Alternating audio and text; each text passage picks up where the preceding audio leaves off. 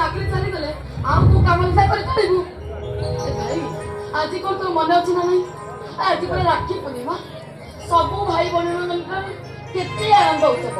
ସଠାରୁ ପଲ୍ଲୀ ପର୍ଯ୍ୟନ୍ତ ସବୁ ଭାଇ ଭଉଣୀଙ୍କ ମନରେ କେତେ ଆନନ୍ଦ ଉତ୍ସବ ଲାଗିଯାଇଛି। ହେଲେ ଦେଖ ତୋର ଟିକେ ବି ସେସବୁକୁ ମନ ନାହିଁ।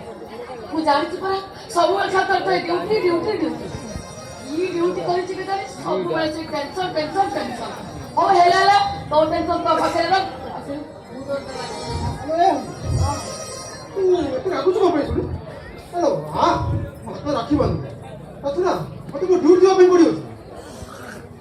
ହଉ ହେଲା ହେଲା ଏତେ କଥା ନ କହି ଯାଇ ମୁଁ ଫାଙ୍କା ପଡ଼ିବି ଆଉ।